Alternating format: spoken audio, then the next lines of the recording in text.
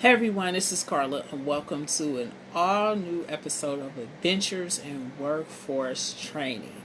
So, this is part three, and in the last installment, part two, was the training meeting where I initially walked in with only two things that I wanted because the week before when we spoke to the training provider, that's all we discussed.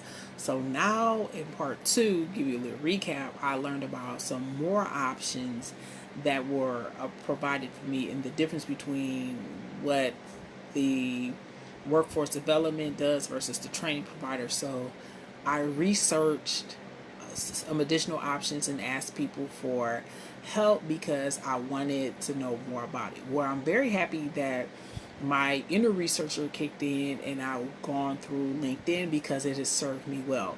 So what happened is, but today, now we're on part three, talked about the different training, and I received an email from the training provider, and all of a sudden, out of nowhere, the workforce person sends over one of the certification trainings that I didn't think about and I didn't consider and I dropped because I have a LinkedIn connection who's a cloud recruiter, and I was going down her recent activity and I noticed that the recommended one from Workforce Development wasn't the one that the recruiters were looking for. So I was basing it on workforce trends because workforce development is all about you improving, getting the training you need to make yourself more marketable in the workforce.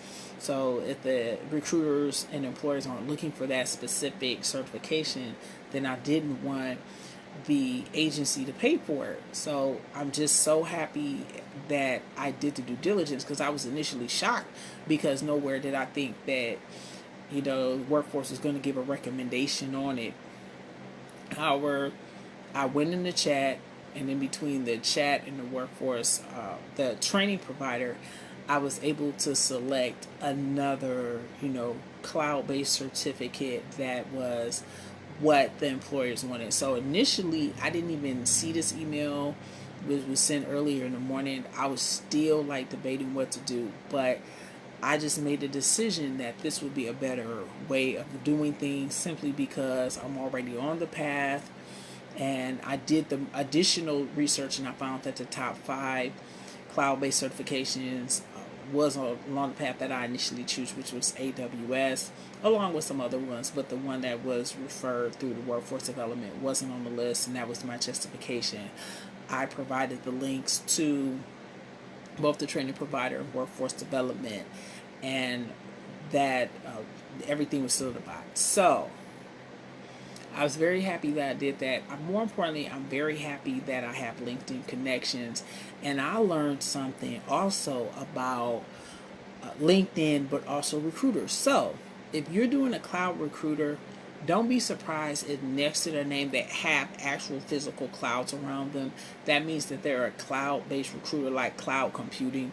So for my recruiter had that, and several others did. So I was thinking, oh, okay, but that means that they're a cloud compute. That's like signals to people that they're cloud computing, recruiter, and they specialize in that. So if you're looking for infrastructure as a service, software as a service, platform as a service, or the deployment differences of public cloud, private cloud, and hybrid, and you want to do anything like that, if you see the cloud-based, that's usually a cloud computing-based recruiter, so that would spur your interest.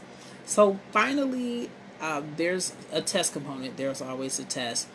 And this is the second time that I learned about a test that I didn't even know I had to take. The first one was the TABE test, which is test for adult basic education, which I got 12.9 plus on, meaning that I tested as a graduating senior in both reading and the math, which is great. So I scored a certain percentage. So it was left like the distribution. So I'm thinking, oh, I'm stressed. I didn't think I scored that high and all that. Come to figure out, when I look at the percentile, it had me ranked up there with investment analyst and copywriter, meaning that the average is 20 and I'm above that. So I'll finish it up. But once again, it just proves like how you have to be resilient, how you have to keep your skills sharp, and the importance of researching, evaluating your options, and making the best informed decisions very fast. And I'm very happy that I have an economist and a research background, because it really aided me in doing a very quick turnaround. In less than a day, I was able to say, okay, this is what this is about, deduce it, get the people you need to get, answer the questions, and they help you. So one more great thing that I want to let everybody know: check out my LinkedIn at Carla R. Jenkins, because I'm very happy and appreciative to everyone in my LinkedIn community, because yesterday I did a video asking people for help regarding the AWS systems administrator, and if they had anything, and I received over 150 views. So I am extremely grateful. I did a follow-up video thanking everybody in my community for all the help, because with their assistance, I was able to be in a situation where I got all the help that I need. I received an answer and I was able to act upon it. So I would like to thank everyone for taking out the time to answer my questions, circulate my video, because with the support of my LinkedIn community, I did get a lot of stuff. So I'm very happy about that. Once again, my LinkedIn is linkedin.com/IN/Carla R. Jenkins. And this is the third installment of Workforce Development, my adventures in it. I greatly appreciate everyone for watching the video. And here's to another installment. It'll probably be a part 4 coming up. I'll just keep everybody abreast of what happens. But I would like to thank everyone for the support and giving me as many opportunities, both remote, full-time, remote, Cleveland, and DC. So I greatly appreciate everyone. And I'll see you in the next installment. Goodbye.